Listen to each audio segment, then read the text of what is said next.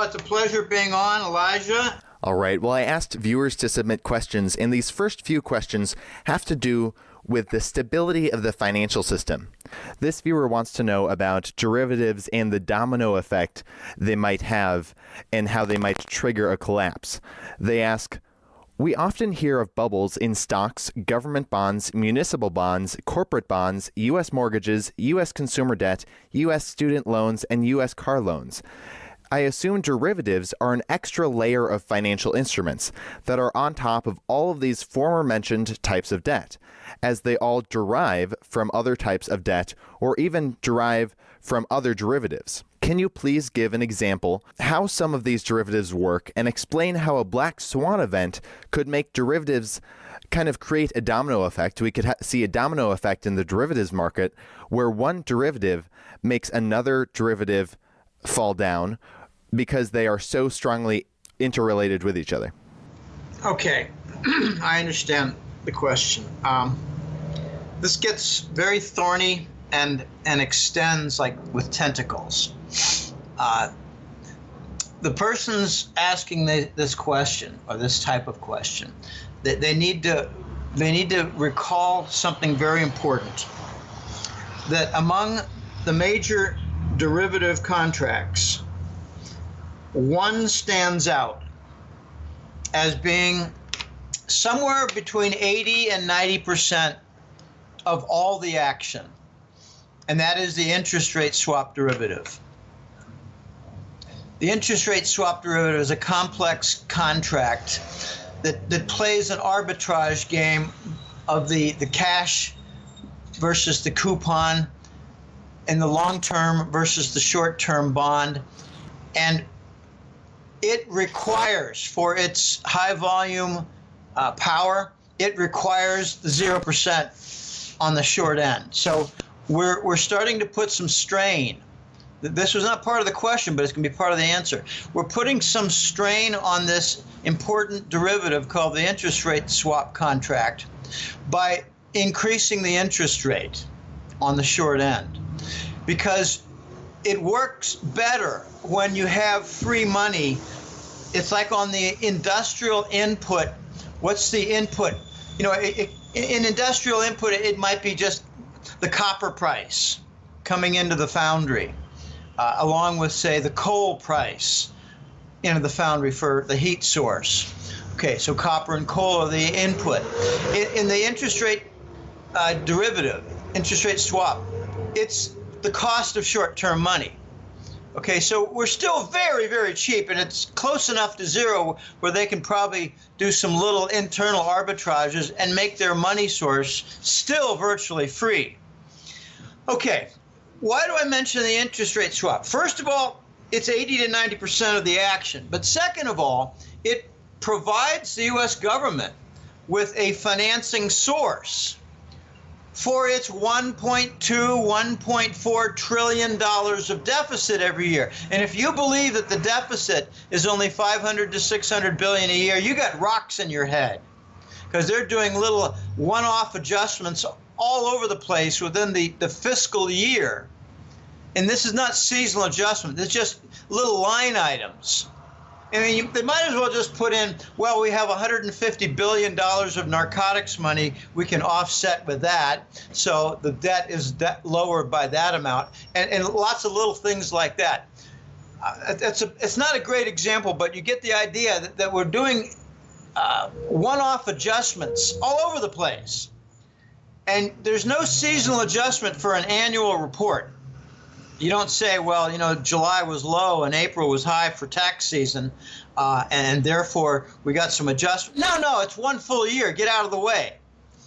Okay, so you have derivatives. Now, as for ripple effects, contagion effects, I think we're going to see some impact from a certain activity that's going on that is altering these interest rate swap contracts that provide the artificial demand. It's where the great majority of the Treasury bond buying is taking place. It is being done by the Department of Treasury in their Exchange Stabilization Fund. The strain on this system is from the dumping by foreign governments, central banks, of their treasury bonds in their Forex reserves. Now, they've got something they call the LTM, the last 12 months. So think of it as a rolling sum of 12 months of bond dumping. Every month, you knock off the earliest month, you add on the new month, and you got 12 months, you add them up together, and you get a figure. Well, the last 12 months is getting worse every month for dumping treasury bonds. What does that mean? It means that more strain is being put on the interest rate swap derivative, which provides the artificial demand for treasury bonds, which finance U.S. government debt in a climate when foreigners are not buying. There are almost no bond buyers for the treasury, U.S. treasury bonds. Then why are interest rates near 2%? Why aren't they near 10%? You got $1 trillion annual deficit. It needs to be financed, and there are no buyers. Why are we not just as bad as Greece and Italy before the Euro Central Bank stepped in? The answer is simple: interest rate swap derivatives. Now, here's an example of how important they are. In the second half of 2010, Morgan Stanley added $9 trillion worth of interest rate swap derivatives to their books. It showed up in the OCC, Office of Comptroller of the Currency. And the press did not follow this story. They instead said that there was a global treasury bond rally. It was a big-ass lie. It was a big Wall Street derivative rally and initiative. Okay, this happened in 2010 and 11 at a time when the treasury bonds were drying up in demand from foreign central banks. In came I think it was, to be more exact, I think it was $8.5 trillion worth of Morgan Stanley interest rate derivatives in the OCC. It's all there. You just have to pull it out and read it. But that's not what the Wall Street Journal and New York Times do. They don't report these things. They're part of the problem. Okay, this huge dumping by foreign central banks is putting more stress on the Treasury's interest rate swap derivative complex machinery at a time when foreigners are accelerating their dumping, and at the same time, the Fed is ratcheting up little by little 0.25% interest rate hikes. So there is your point of stress. Interest rate swap derivatives. Now, could we see an accident? Yeah, we could. We could.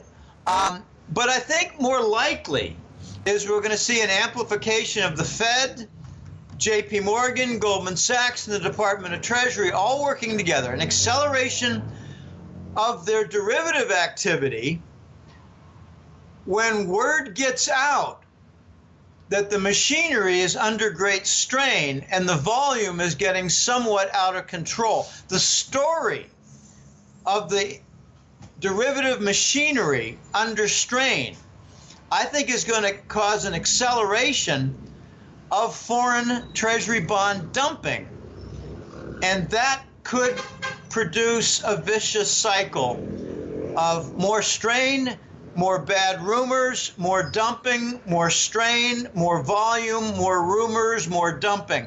And this could be how the treasury bond gets isolated and the dollar becomes a victim of its own false machinery operating to produce false demand. And the result could be something as simple as foreign countries saying, well, we better play it safe and not use the treasury bill in trade payment, like with oil, like with container vessels, like with big international contracts. That's how I think the ripple effect could hit. And if you do see something happen with treasury bonds, you might actually see something very unusual happen where the rates, the bond yields, either go up a lot or down a lot. I don't know which direction, but they're going to get unstable. And that's when you're going to see gold mentioned as a solution. Let's move toward let's move away from the Treasury bill and trade payment. Let's move to something more stable, like Chinese RMB in Asia, like the gold trade note, which is piece by piece coming together. I hope that answers your question. Now, this viewer's question is about the gold trade note that China might move to. So they're wondering, how can China move to a gold trade note, then eventually a coveted gold currency, without hurting their exports? That's a tough question. Let's first get to the dynamics and mechanics of gold trade note. Something has happened in the last year or more that I think is the components, the pieces coming together for the gold trade note. Let me back up with something, though. In somewhere around 2012, 13, the U.S. government, like absolute fools under Obama, put in the Iran sanctions. And not only were the sanctions a bad idea, but they actually put them in like an amateurish, stupid fashion by saying that the Iran central bank could not be involved in the payments. So the Iranians arranged for all their large banks to be involved in the payments. And then interior to Iran, they had the different swap arrangements between the big banks and the central banks. So the workaround was like a Boy Scout simple experiment. Obama's henchmen running Treasury were just total idiot rookies. What Iran did was to sell India oil and take payment in Turkish gold. It's called the Iran oil for gold triangle. The Turks were paid by India and provided the gold to the big Iranian banks who made the swaps with the Iran central bank. Okay, but that exposed how oil could be sold for gold payment with an intermediary like Turkey. Okay, now step forward. The reaction, and this came as a correct forecast for me in 2014, this is like a knee-jerk forecast that came out. The Ukraine war took place, and I came out with a statement that Russia and China would begin dealing exclusively in the dollar, and it would start in the energy trade, and it happened rather quickly. What happened was the Chinese and Russians made a deal for construction of pipelines, oil pipelines. And China said that they will pay for the construction with treasury bonds, which is a huge insult to the U.S. government. But China would then later pay for the oil in RMB, their own currency, Chinese yuan. RMB stands for renminbi. It's synonymous. Well, for us Americans and us Westerners, RMB is pretty much synonymous with yuan, but it's not. And I don't want to get into the distinctions. The distinction involves Chinese currency held outside of China. But let's not get into that. Anyway, the Chinese made a deal to pay for the construction of the pipeline with treasury bonds, but to pay for the oil that flowed in it with RMB to Russia. The Russians have been receiving RMB payments now for close to a year for Russian-produced oil. And they're taking the RMB, going straight to the Shanghai Gold Exchange, and using the RMB-denominated gold futures contract in Shanghai to buy gold. So the Chinese are buying oil from Russia, paying in RMB, and the Russians are converting it to gold. Now the Chinese are coming out, and this is in progress now, if not already, or next couple weeks. The Chinese are coming up with an RMB futures contract for oil. It's not because the Chinese produce oil and they'll deliver on the contracts. It's to facilitate the RMB usage in oil payments. Watch the Saudis cooperate with this, and this will be the instrument by which the Saudis sell China oil and take payment in RMB. The hedging will be done in Shanghai with RMB. Sorry, I live near a boulevard. The Chinese will take the oil and make payments in RMB, which will be hedged in Shanghai with futures contracts denominated in RMB. Okay, very interesting development. Okay, so this is going to take form piece by piece. The Russian-Chinese relationship with respect to oil and RMB payments that are connected to gold, I think will provide the final death blow to the US dollar and its petrodollar status. Now just imagine, China is the world's #1 importer of oil. Russia is the world's #1 producer of oil. They're not using the dollar. They're eventually, and it's already happening, they're taking steps toward converting the oil payments into gold for final delivery on those payments. Where's the petrodollar standard? All you need to bring a final coffin with lots of nails in it is for the Saudis to sell China oil in RMB terms. And once that happens, you're going to see the other Gulf Emirates follow suit, and then you're going to see Nigeria, and you're going to see Mexico with all their Asian, not just China, but Asian oil sales. Imagine South Korea buying oil not just from Iran, but from the Gulf Emirates, and not using the dollar for any of it. Imagine Japan doing the same thing.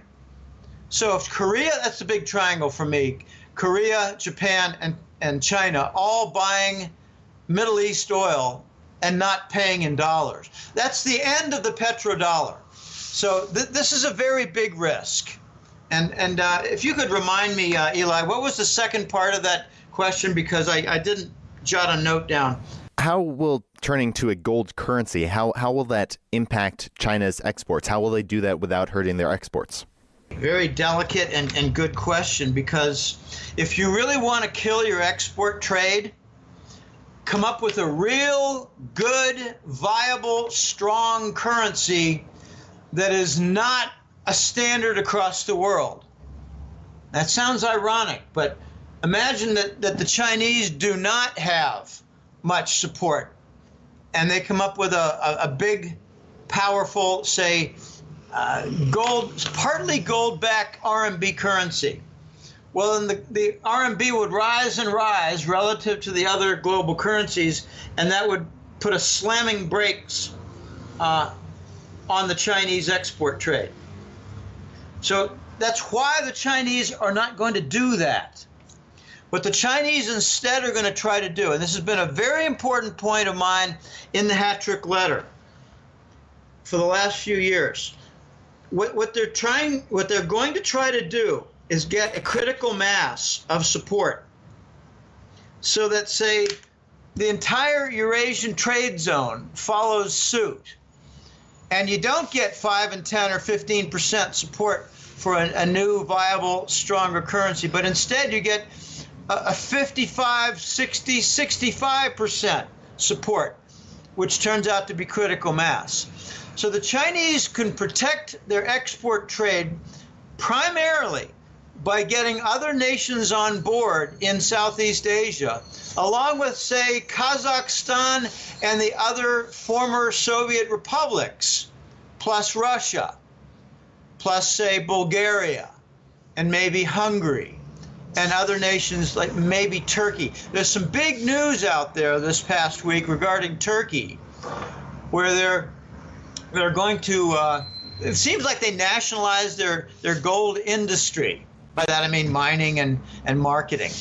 And it looks like the vast Turkish gold sector might be serving soon as the intermediary for gold payments in trade across the Eurasian trade zone. So this is probably going to be coordinated with respect to China.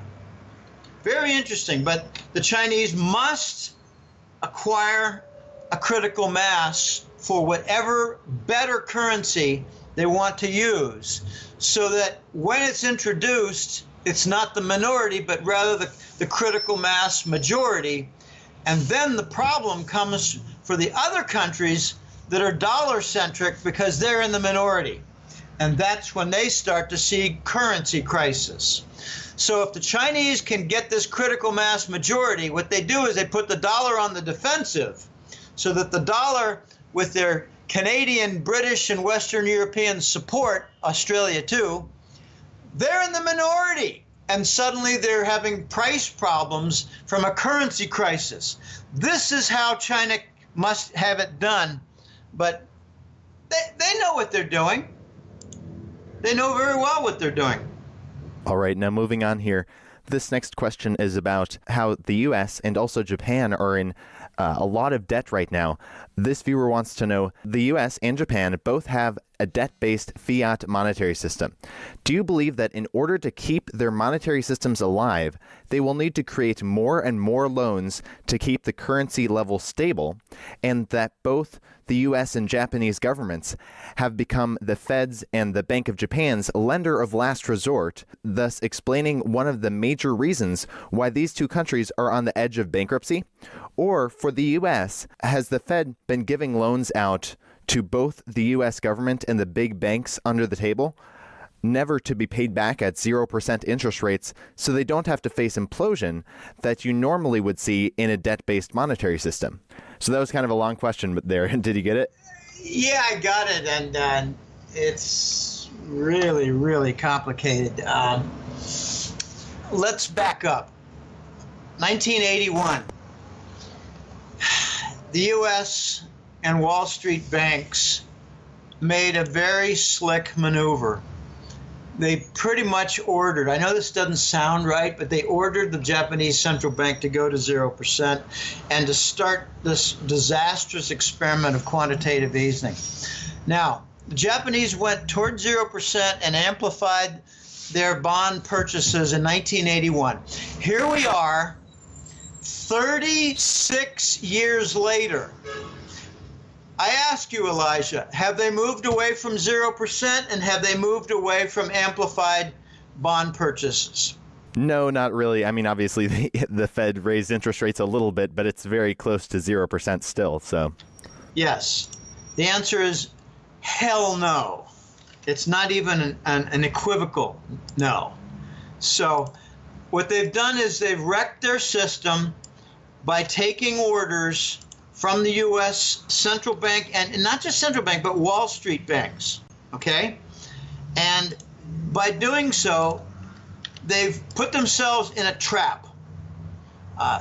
The Japanese are in a trap, and they cannot get out of it.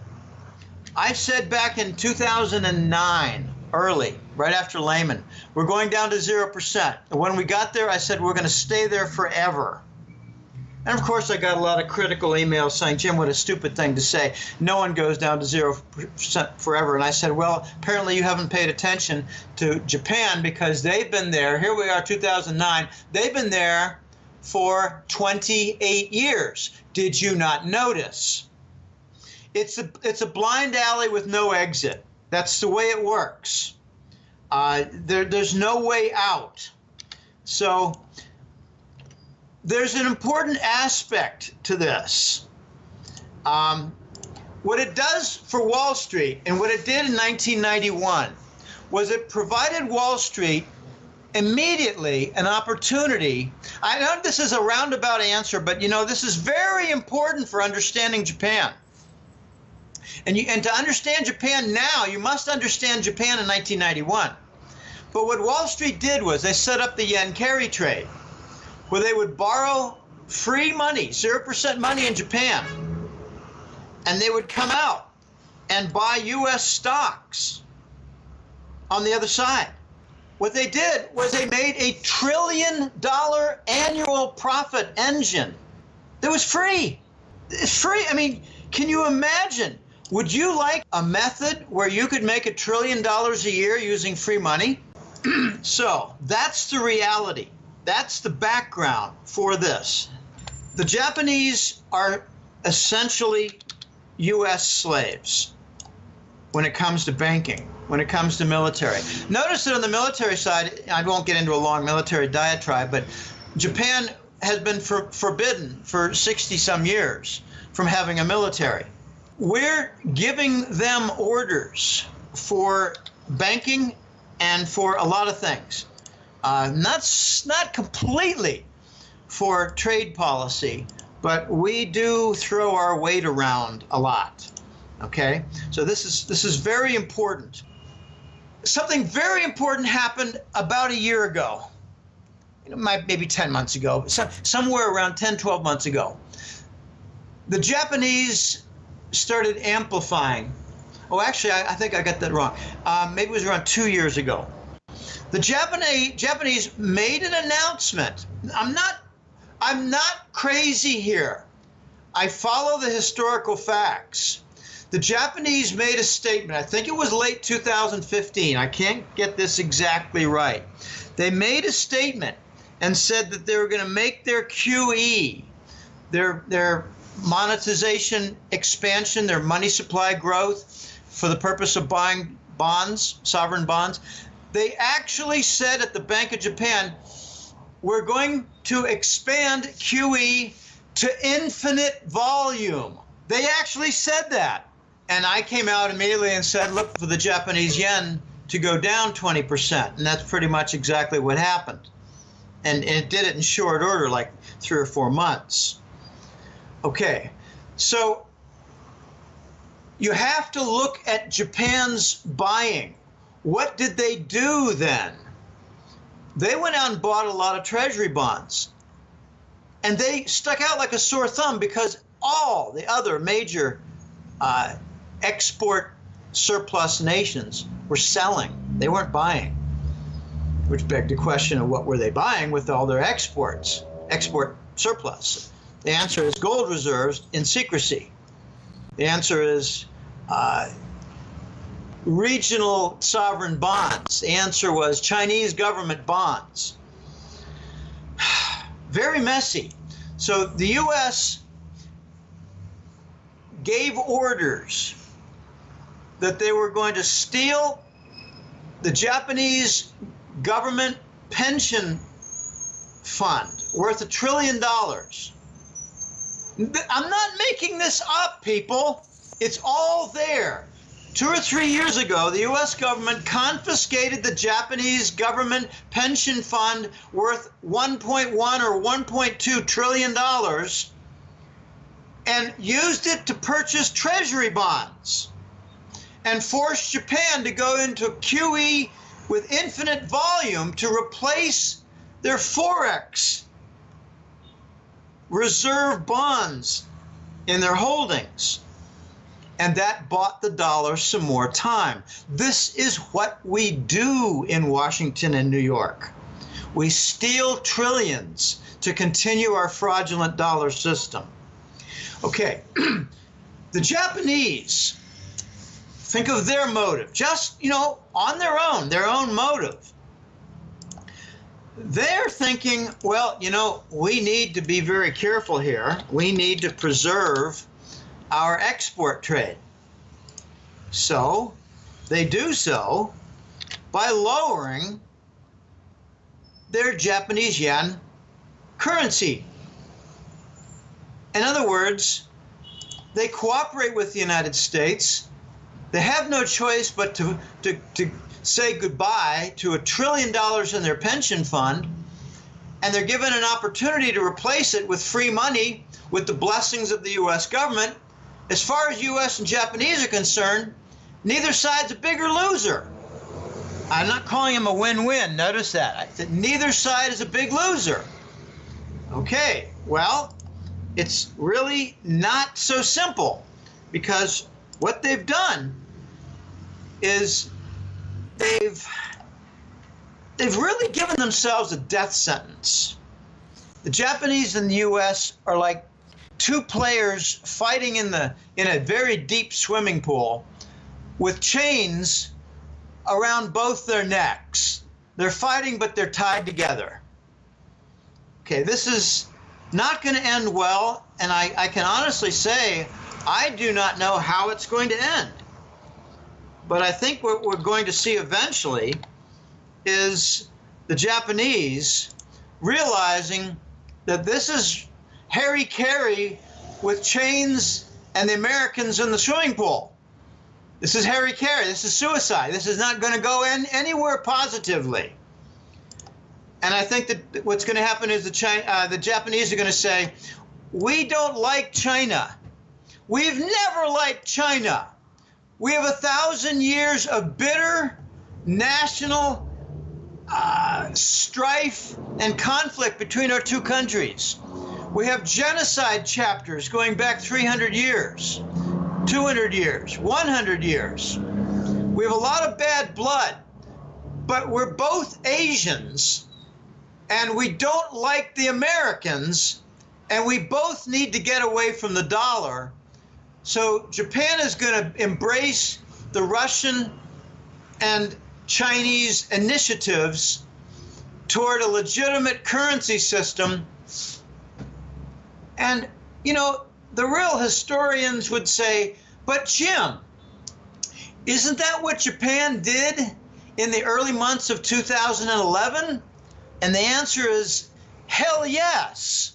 All right, now moving on here. This viewer wants to know how they can take action. What can we do as individuals to combat the global banking cabal? What can we do to combat the global banking cabal? Sell all of your stocks and bonds and paper assets and buy gold and silver bars and coins. Do not buy the exchange traded funds like GLD and SLV. Buy the Sprott physical gold fund called PHYS. Buy the Sprott silver physical fund called PSLV. But definitely stay away from the Wall Street funds. You need to get out of paper assets and get into metal assets. And it makes full sense to do so because they're propping up the stocks and propping up the bonds, and they're suppressing the gold and silver.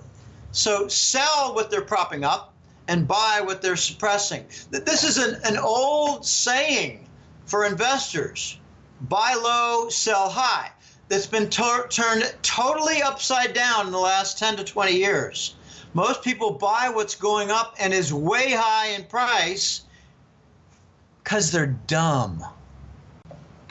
If you want to be smart, sell what they're propping up, buy what they're suppressing, and wait them out because they cannot continue. This viewer says that he is medically dependent and has low income, and he's wanting to know what is the best way to survive the coming currency reset. Now, he says he already lives in a rural area, and he knows basic skills, and he's wanting to know, should he be in like a lockdown area, or should he get more supplies? What are some ways he can prepare being medically dependent and on a low income? Oh gosh, he doesn't have a whole lot of alternatives. He's already living in a did you say he's living in a rural area? Yeah. Okay. Well, that's good because it's the major metro centers that are most at risk. He doesn't have a lot of alternatives. You know, build an air raid shelter. You know, a deeper cellar. Load it up with food, you know, canned goods, dried meat, water. There's not a lot you can do. Storm centers and wait them out. I do not think they're going to win this battle. What they're going to force people to do is to join them out of fear. And what we need to do is to get courage and basically thumb our noses at them so that we say, no, we got our gold, we got our silver, we got our water, we got our food, and we're going to win this because their derivative structure is going to break, and it's already breaking. And it's getting to be crunch time, you know? It really is. We're going to win this, but we must wait them out. The ones that are in the most trouble are the ones who have no income and don't have a lot of their gold coins left, and they're having to spend them. they're in trouble. And I have a close contact who's in that category, and his only alternative is to get a job so he doesn't have to touch his remaining gold coins. This is very difficult, but I'd say stay in your rural area, build yourself a little storage shelter underground, and don't tell all your neighbors about it, because if you tell 10 of them, you're going to have a lot of company in that shelter, and you're going to run out of food real fast and water real fast. All right. Well, Jim Willie, editor of the Hattrick Letter, found on goldenjackass.com. They can find you online at goldenjackass.com. Are there any last thoughts you'd like to add? And do you want to tell us a little bit about your newsletter if people are interested? Oh, the last comments. I think the last comments really have to be directed toward the European Union. We're in some very dicey times right now.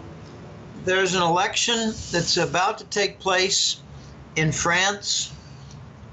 They just had an election in Netherlands. I'm trying to understand what happened in the Netherlands, but I think France is a good deal more important. In France, they have falsified national polls, just like the United States did. The United States really is the mold. They set the standard for corruption in the voting process. I believe Trump had a 30% lead going into the final weeks, and it was reported as a plus or minus 2 or 3% lead. It was a 30% lead, and somewhere between 7 and 10 million dead people voted for Hillary. That's all coming out, and if you want a good study on that, check the Stanford University Political Science reviews and some of their research work. Very high standards for both their study of the Hillary theft against Bernie Sanders for the California primary and regional election theft of Hillary for the presidential race. But watch Europe, because France and Italy are the focal points. Italy is very close for saying, F you, we're going back to the lira. And I'm going to admit something here, Elijah. It's not exactly embarrassing because it's very complicated and difficult. But I had been saying for quite some time that Italy needed to get off the euro and let the rest of Europe dangle and twist on the euro currency rope. It's a little more complicated than that, because the euro has a balancing of several currencies, and all redemption is done with weighted percentages, so that if any one country gets off the euro currency, it breaks the entire weighting system, and in other countries cannot get their payments because Italy broke it. In other words, if any one country breaks the common euro currency system, it's called the European Monetary Union, not the union itself, that's political union. The European Monetary Union is the euro currency group. If any one country breaks that, the entire euro breaks. So that's why you haven't seen Italy get rid of the euro yet and go back to the lira currency, because they're being threatened. They're being threatened with murder and golly, who knows what else. Maybe viral attacks, maybe assassination chain. But I think you're going to see the euro currency die first before the dollar. That could be the big melt up for the dollar. The melt up that kills the dollar could happen from the euro dissolving as a currency. So I'd watch what's going on there, because not only is their currency in deep, deep trouble, there's a greater trend now toward ignoring the European Union commissioners. There was a hostile statement made from, I think, a Polish political figure, essentially calling Jean-Claude Juncker the lead commissioner in the EU, calling him an alcoholic, a drunk, and out of control in formal meetings and gatherings. So the dissension is really rising in Europe. This is getting very, very strange and very, very ugly. The EU Commission also extended the Russian sanctions, even though every single nation that I know of demanded an end to the sanctions. So now you're seeing more defiance by member nations with respect to the sanctions, and they're doing deals with Russia. Germany just thumbed their nose at the EU Commission by making firm the contract for Nord Stream 2, which is a pipeline with Gazprom, and I think it involves LNG facilities in the northern coastline of Germany. You know, very few people in the United States understand that Germany is not landlocked. They've got the Bering Sea up north. It's a quick access to the Arctic. That's the German north. So that's how the Germans are linking with the Russians in the north, where the U.S. really doesn't pay much attention. Russia is owning the Arctic right now. So pay attention to what's going on in France. And, you know, I recently had an exchange with a Hattrick Letter client in France, and the person said, Marie Le Pen only has something like a 3% or 5% lead. And I said, oh, really? Here's a picture of Macron and his gathering. Here's a picture of Le Pen and her gathering. I would tend to think, given the empty seats for Macron and giving the complete packed stadium for Le Pen, I would be willing to guess that your polls are like the United States polls, and they're 30% off. So I think Le Pen has a large lead. It's not properly reported. Might not be 30%, could be 15, 18, 20%. But in the election, I expect Le Pen to do a lot better than the polls indicate. This is all toward the fracture of the EU, all toward the fracture of the globalists who are trying to set up the fascist state connecting the U.S. and Canada. This is all working toward the fracture of the euro currency, which will cause a dollar melt-up, which will bring about its death, because the U.S. industries cannot tolerate a bigger leap upward in the dollar currency valuations. This is deadly for the U.S. economy. All right, those are my final comments, it's mostly centered in Europe. There were no questions by your listeners and followers about Europe, so I thought I'd add that in to complete the interview a bit. But the website, Elijah, www.goldenjackass.com. This month is the 13th anniversary. Started in April of 2004. This has been quite the journey. This has been the exodus away from the dollar into the golden desert. And the desert's going to have rather significant oasis after oasis of beautiful clean water. On the website, goldenjackass.com, there's lots of free material on the main5.html, the main web page, the public domain web page. Lots and lots of interviews. I mean, years back I did pretty much, you know, I'm really getting nostalgic here, but 5 or 6 years ago, I used to write a public article almost every week. I probably did 40 to 45 per year. Now I do one a month and sometimes two. Recently I've done two, and I got another one planned this week, possibly another public article.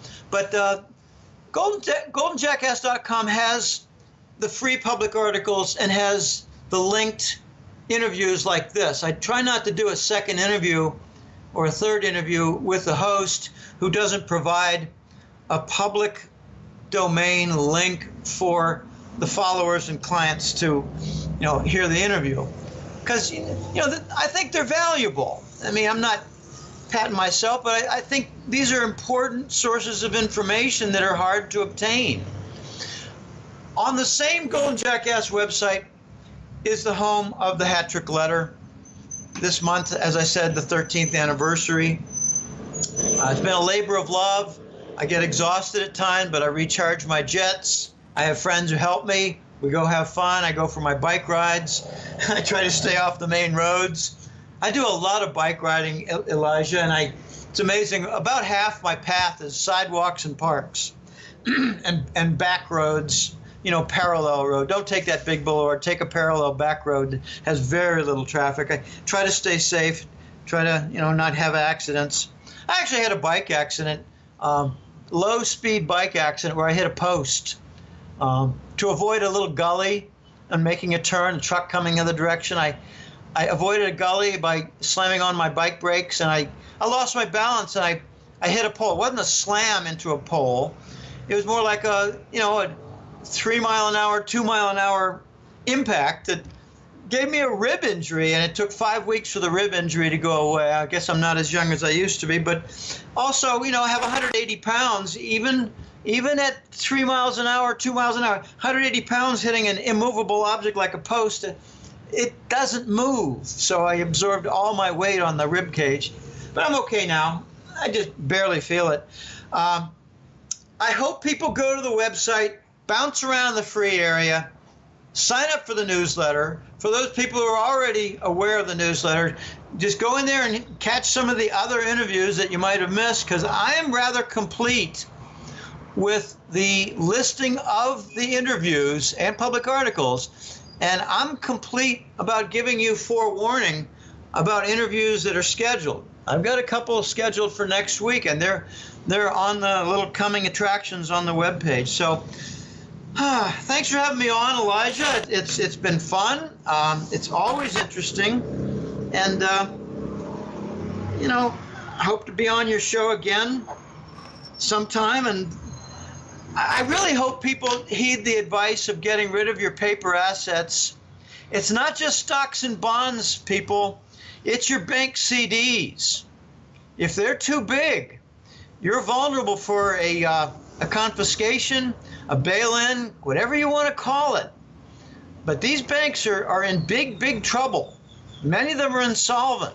And the tricks being done now on an international level by the banks are atrocious. They're stealing people's money, inviting them to sue in court because it's very difficult to win against a bank. And you must remember the 2005 Bush Bankruptcy Act. Your bank account, even if it's $180,000 or $12,000, your bank account, your savings account with the U.S. Bank is not your asset. It is the bank's credit, unsecured credit. Check the law.